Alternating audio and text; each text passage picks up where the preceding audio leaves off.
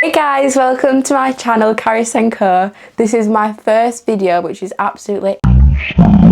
Anyways, today we're going to be talking about mental health myths a lot of teens believe and the truth. So, let's get started. My company today is going to be my dad, a leading psychotherapist in his sector. His input is going to be very helpful, so you better listen up. Okay, thanks for having me. It's a pleasure to contribute to this session today. I'm Ladipo. I am director and CEO at Mindbodybreakthrough organization. We specialize in helping the general public to understand mental health conditions better. My own specialty is mental health science, and mental health science combines neuroscience. It combines psychology, psychiatry, 3 days later, biochemistry, and a whole bunch of other ones. So, now you know more about my dad, also known as Ladipo. Okay, so let's get started. So we're just going to start off with a light topic.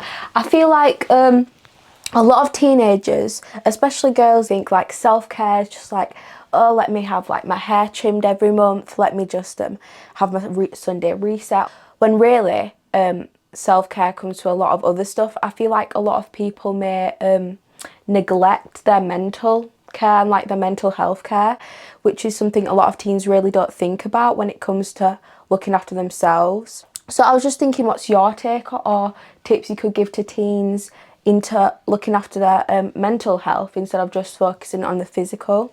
Yeah, so yeah, self-care is big. Self-care is not just about, making up, self-care is also making the right decision for your mental health. For example, being able to say no to things that you know are not in your best interest. Or let's say you're too tired and some friends want to go with them somewhere and you're totally too tired. If you do that last thing, it could overstretch you. So being able to say no at that level in a nice way without offending people. Yeah, 100%, because I do feel like a lot of teens push themselves, especially in friendship group environments, to like be 100% themselves, like happy, let me be so energetic and like, yes, like be the life of the party, when sometimes I feel like we just need to step back, like have a breath, take a break and just realise where we are and what we need in that moment instead of always thinking about other people. Yeah, one more thing also. Because of the peer pressure. Yeah, 100%. Because of the peer pressure, if you are in a social environment, what happens is that your level of anxiety is higher than if you are in your own private environment.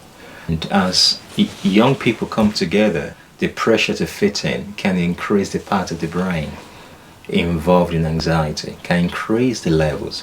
So that's why people could be forced to do what they don't want to do. What you need to do in that situation is to be authentic, and also being able to breathe is very important. Breathing is very important. Many people hold their breaths in a social setting that is a little bit anxiety provoking. So being able to make sure that you are constantly taking in deep breathing and you're breathing out slowly. Yeah, okay, we'll take that into account. To just summarise the self-care and the looking after your mental health, what are 3 things you'd say to teenagers if they want to look after their mental health? Simple thing, the most important one is sleep. Yeah, how many of you guys are on TikTok? Yes. 10 hours, 4 AM, still scrolling. The studies have shown that teenage brains develop better when they get good sleep. So that means you have a regular routine time when you go to bed. Okay. So sleep is important. Reduce screen time and practice self-kindness. Nobody's perfect. I like that one, self-kindness, guys. I feel like a lot of teenagers beat themselves down a lot, like, oh, I just look so ugly today, or I'm just stupid, like all of this stuff, when really it's not true. So let's build ourselves up instead of bringing ourselves down. Next question is, it's a good leader naturally, and the topic is social media is 100% positive. So I feel like a lot of teenagers, obviously because social media is so big right now, like it's literally everywhere. TikTok, Snapchat, Instagram, I would say are the main three. It can have a very good impact on people. Like, yeah, it's quick entertainment and there's also good videos you can watch. It's easy to have, like it's right here on your phone, it's easy. But I feel like a lot of teenagers underestimate the negative side social media can have on them, like comparison, just having bad effects on their mental health, all of that stuff. So with your input, what would you say about that? You're right there. Social media could be good, could be fantastic, especially if you're consuming something positive. But as we know, if anything that's too much is possibly bad for you. Even if you drink too much water, it's a negative consequence. So what we advise people to do is to also be able to regulate their dopamine system.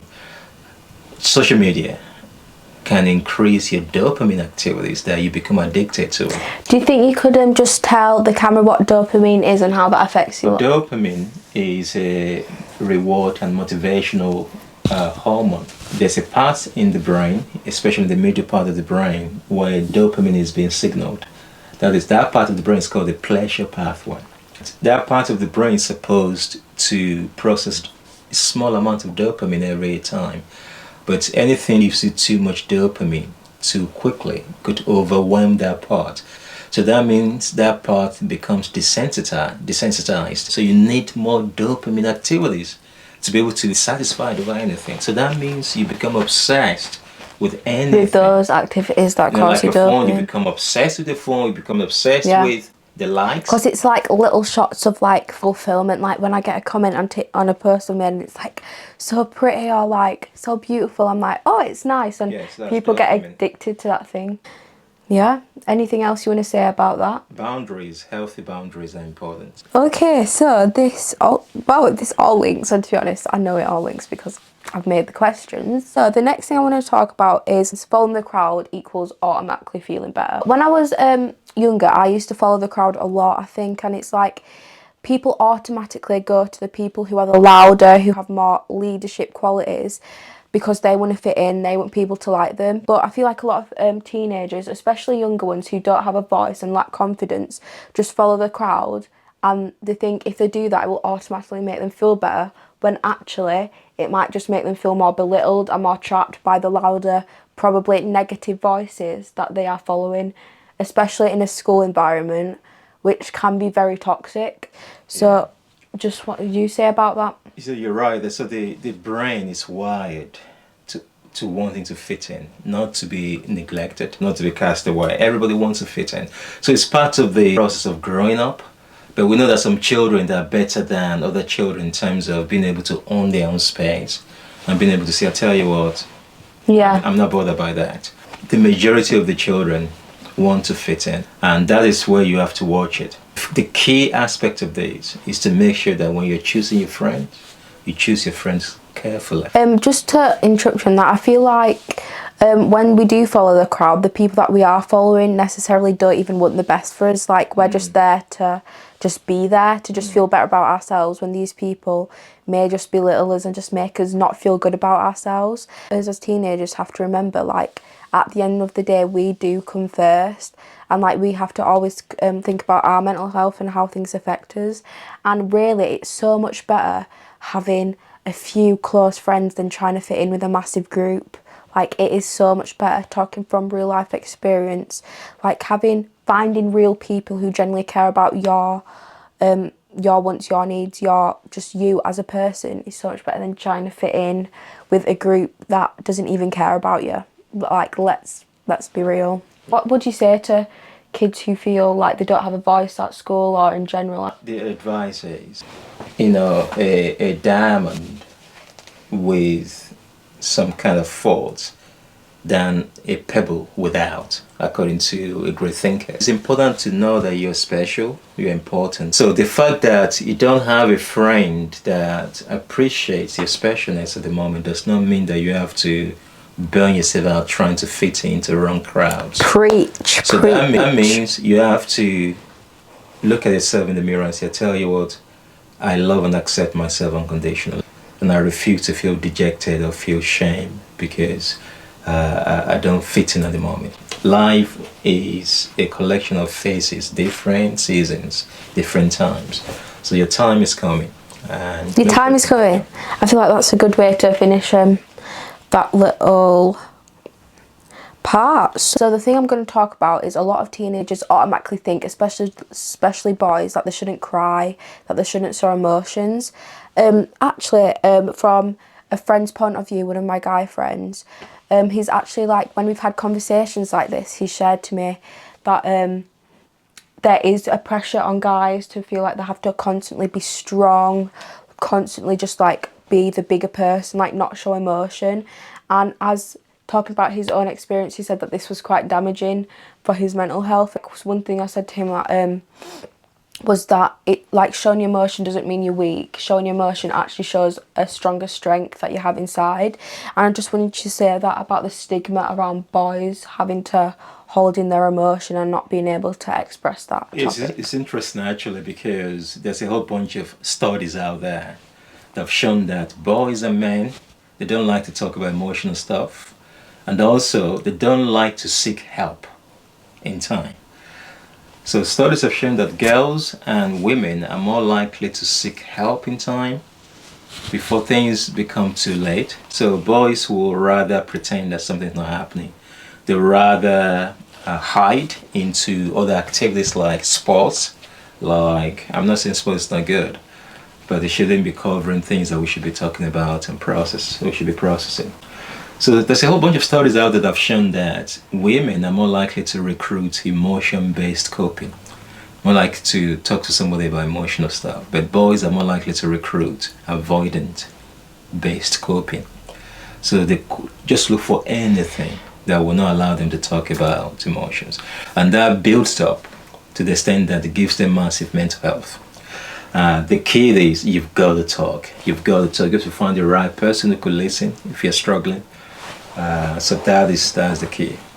Yeah, 100%. I think that's really good, especially for boys in this generation. It's really under-talked about the way that boys may process things, or the way boys like experience their emotions.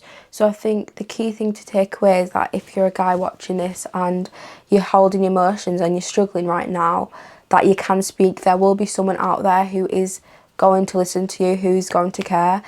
And yeah, I think that's just the number one thing you should take away, that you always, that there's always someone you can speak to. Yes, find help out there. There's always help. Yeah, 100%. So this is kind of actually quite joint into the things. So this is actually one of the second to last things that we're going to talk about, and it's, if I ask for help, I'm weak. So my input on this as a teenager is that girls and boys do struggle with actually going for help. I feel a lot of people feel like they're going to be a burden, that no one cares about them, that no one wants to listen to them, when really that's just an overthinking process that we have in our brain, which really just doesn't help. It won't help us, and I'm sure the people that do care and do love you would want you to speak to them any day. But I just think there's such a stigma about asking for help. Like, we hear it all the time at school, like go to people, go talk, but a lot of people still hold things in, and I think this is because of a like scare that no one wants to listen, or that it, like, maybe if I like speak it out it will become true, and a lot of people push away their feelings. So what would you say about that? As I've mentioned already, I think it was Mahatma Gandhi that said that seeking help is a sign of strength and not weakness. You are strong for speaking out, for actually seeking help. We know that we have our insecurities. You know, we feel like people might judge us negatively, they might see us as weak. But those are the voices of anxiety. So for us to be able to overcome those voices in our head, it is important to stay strong and know fully well that 2 or 3 or 4 people are better than one person. When you're going through a whole bunch of things in your head, a whole bunch of intrusive thinking and negative thoughts. So you want to make sure that you show strength by moving towards help-seeking behavior. Yeah, I think that's really good. So what would you say a tip someone could use if they want to talk to someone but they're just too scared to? Is there anything that you think they could Sometimes, do? in the old good days, we used to write a little letter. Just write something down. Yeah. So first of all, in psychology, journaling can bridge the gap between a helper and somebody who has anxiety or who has issues. So if you're not confident yet to talk to somebody, journal it down. By writing it down in details, you take the anxiety and you put it on paper. So that's a powerful connection between fine motor movement and the anxiety department in the brain, the same center that controls both. So whenever you're anxious, do a little bit of journaling and you feel a bit better. So journaling can bridge the gap until you're ready, you find the right person to talk about it. I think that's really good. I've also journaled before, and I also do it sometimes. It's not like it has to be in the movies and I have to write every day what I've done in my day, but sometimes when you just feel that build up of emotions and you know what to do, just writing it down, even if it's in your notes, even if it's just like typing a few words, like it's so much better than just keeping everything in and just like until you really are ready to talk to someone. So yeah, I think that's really good. Yes, that's good. Okay, so our last thing is, oh my gosh, these are so linked. These are so linked. This is so similar to last topic. But if you don't talk about it, it will go away, which perfectly links with the last thing. And what I noted down for this one is that like, when people, as an effect of not speaking about it, it just really deteriorates your mental health even worse. I feel like a lot of people, when they are struggling, might just tend to ignore it or just like be like, oh, it will go away. Like, I'll like it's fine. Like, I'm just feeling this way. Like, it's hard, but whatever. And a lot of people just leave it. Some people don't even think in the brain, maybe I do need some help, maybe I do need to talk to someone, because some people just automatically just like, I feel this way, that's it, and they just live in this like thick like sadness, anxiety, depression, all of these things, when really it's just not good. So what would you say about that? So what I would say is, it is always good, number one, to feel your feeling. Don't deny your feeling. Because for example, anxiety is energy. Anxiety gets triggered because it thinks you are not safe. So it's trying to help you to mobilize energy for survival. So it is normal to feel anxious whenever expectations not met, something that you've not really considered happened, or somebody did something bad to you. So you get triggered, you feel anxious, your heart rate will go up, you start feeling nauseous, have palpitations, you have issues with your digestive system, stuff like that. Those are all parts of the anxiety activation. But what is important is to acknowledge that you've been triggered and find some time to calm down. Because it is important not to just repress it. So what can you use to calm down? You could just take a moment out and just breathe. Breathing is a communication to the anxiety department that you are safe, because it thinks you're not safe. So take a few deep breaths in and slow out breath out. Usually what I would like to do is, anywhere I feel anxious in my body, could be my chest or upper abdominal area, just put your hand there and take a deep in breath. Down your out breath, say a little wish like thank you. Yeah. Or I am safe. Yeah. So you only say thank you or I am safe on the out breath. So that means slow, I'm safe. So in breath, I am safe. You do it in your mind. So do that 7 times. If you don't have time, 3 times. Yeah. But if you've been triggered massively, do it 14 times until you feel like you are regulated. I think that's good, because I don't know if it's just me, but sometimes you just avoid everything that's been happening in your life, and I think it might be with a lot of people, where like even though it's little things, you just ignore them, little things that may trigger you, little things that may bring you down, you just ignore them until one day some minor thing happens and then everything just explodes. Yes. And I think that happens to a lot of people because we just ignore what's been happening in our lives, try to move on, when it's something that we should be talking about, Yes. like really understanding, and like then moving forward, instead of just continuously ignoring and then one day like crashing out. Yes. So you cannot say to yourself that this issue that I'm having now, I will just try to repress it, ignore it, and it goes away. No. For example, if you break your leg and you just lie down on the couch in the sitting room and you never move, so well, just a matter of time it's going to heal. Well, it could heal, but it's going to heal wrongly. So there's going to be scar tissues everywhere. They'll be impinging on other nerves. Before you know it, you have inflammation everywhere. So time is not a healer. Time only heals if you're doing some positive things that will move you towards healing within the time frame that you've got. So why you're waiting, what are you doing positively towards the healing process? If you're falling out with your best friend and you know it's misunderstanding, the first step is, can we find time to talk about it? As opposed to, this is really freaking me out right now, I don't want to talk about it, and nobody's scheduling any time to repair the relationship. Sometimes good people walk away because we couldn't find the words. We couldn't ask them to talk about it. I think that's really good. I think as a teenager I'll take quite a few things from this conversation. Yes. So self-care, then breathe. Remember to breathe. Breathing is very important. Then remember to self-care. We've talked about self-care. Yeah. Breathing. We've talked about making sure that we speak, we talk when we're going through negative emotional situation.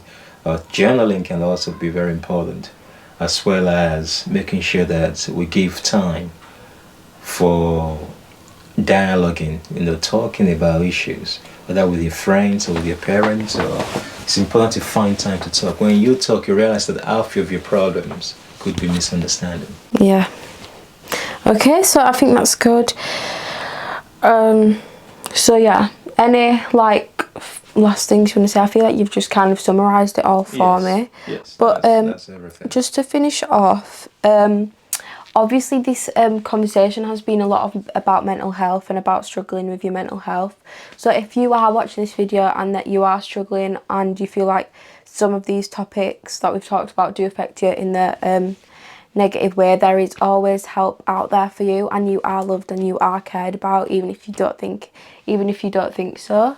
So just want to say thank you for my first company on my channel, Carys & Co, for speaking with us. So hopefully you've enjoyed this video, and yeah, I just want to say thank you again for being part of my first video. So yeah, okay. Bye-bye. Bye. So thank you very much guys for watching, and this is the end of the video. If you can like and subscribe, that would mean a lot to me. So thank you guys so much, and I'll see you next time with different company.